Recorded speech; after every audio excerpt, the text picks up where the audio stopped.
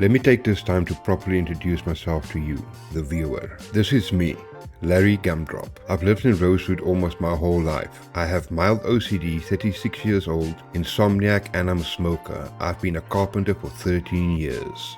If you haven't watched day 1 yet, please stop the video here, go watch day 1 and then come back. Well, here I am, penning down the remnants of a night marked by a measly 3 hours and 40 minutes of sleep. It's safe to say that I'm practically running on fumes at this point. The world outside is a mix of darkness and a hint of dawn, a testament to a short night that just passed. Food is next on the agenda. I'm craving something that feels light, and fish seems to fit the bill perfectly. Man, that was some good salmon. A rare treat in these trying times. Before venturing out into the unknown, a quick drink feels like a rejuvenating ritual. As I prepare to leave, the clock catches my eye and a wave of realization hits me.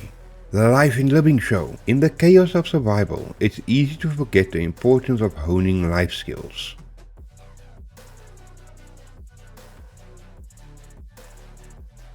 After absorbing those nuggets of wisdom, I decide to keep a low profile. And here I go. I saw a zombie horde dangerously close to the firehouse and turned the other way. I saw a lone zombie and decided to put him down.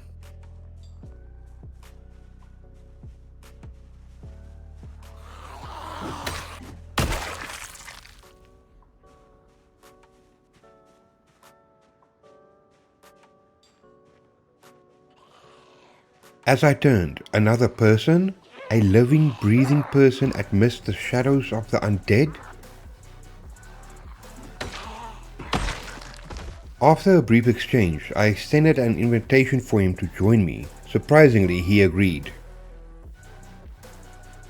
I laid out where he could stay and told him the importance of keeping watch.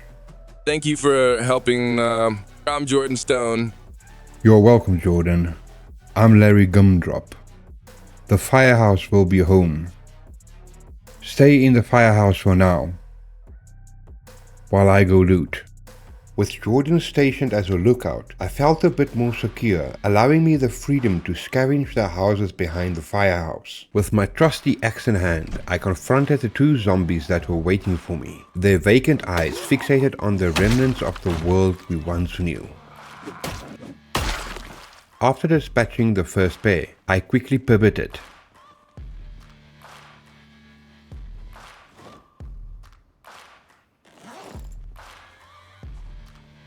My senses on high alert to confront 2 more zombies lurking on the backside of the firehouse. A swift and practiced movement eliminated the immediate threat, allowing me to breathe a momentary sigh of relief before plotting my next move.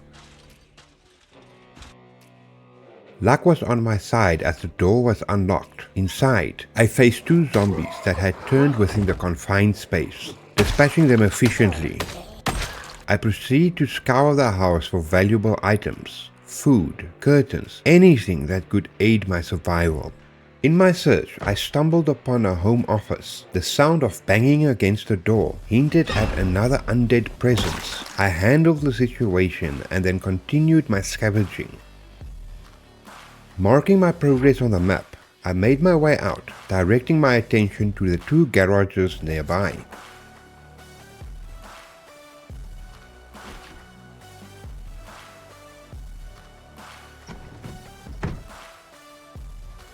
I searched and ensued before I proceed to the next house, unaware of the challenges that waited me within.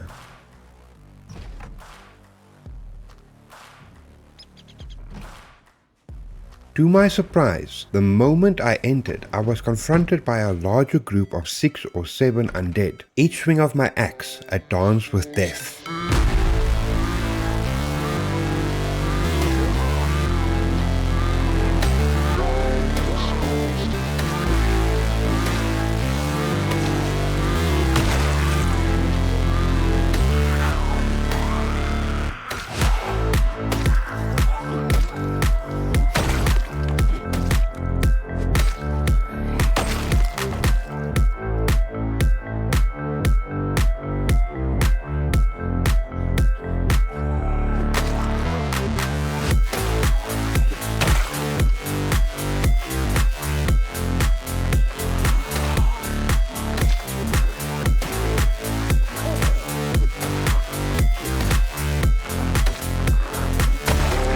Valuables were collected, carefully stowed away. As the day warmed, I made my way out, always vigilant, always prepared for the challenges this new world threw my way. I then marked off my progress on the map.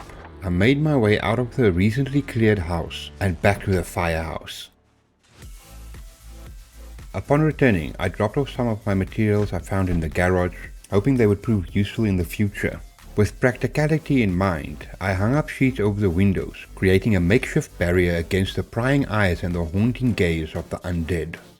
The day's endeavors had taken their toll, and my fatigue became apparent as I put away food and organized the kitchen. The mundane task, though necessary, weighed heavily on my weary shoulders. I couldn't help but feel a sense of satisfaction as I surveyed the order I had restored to the chaos.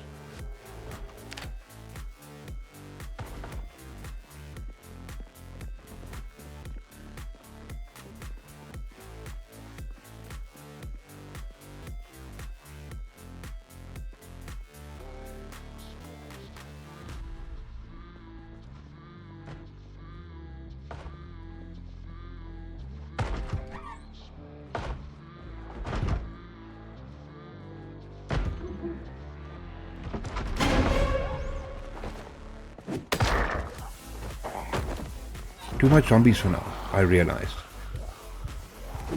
I had to rest before taking on another wave of undead. The firehouse, once a sanctuary, now felt like a battleground teetering on the edge of chaos.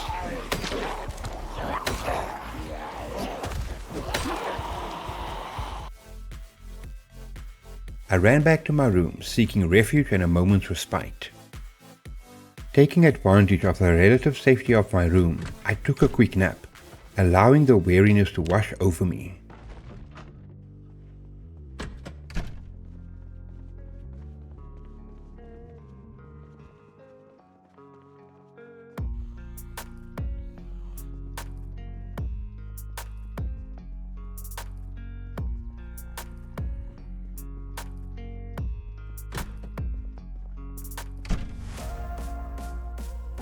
Refreshed, I braced myself and headed back out to confront the zombies that had gathered in the interim.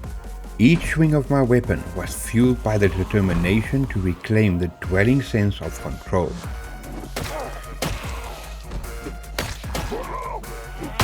However, as I started heading back into the firehouse, another sound shattered the fragile peace.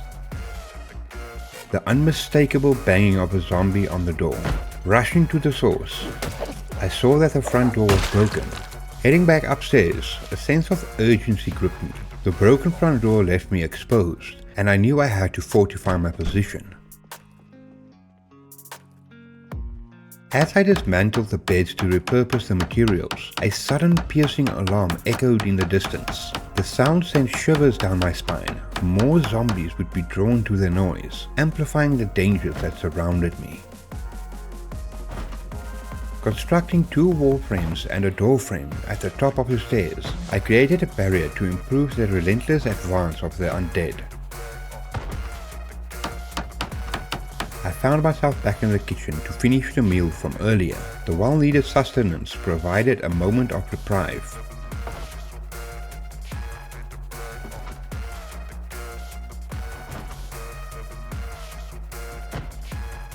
With my energy restored, I headed over to move the table strategically, securing a chokehold to make it harder for zombies to breach my defenses.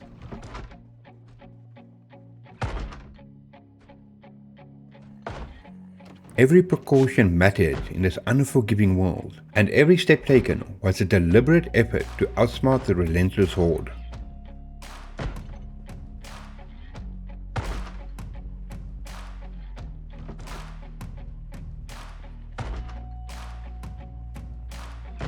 Me and Jordan both understood the gravity of the situation, knowing that tomorrow would bring a very busy day ahead.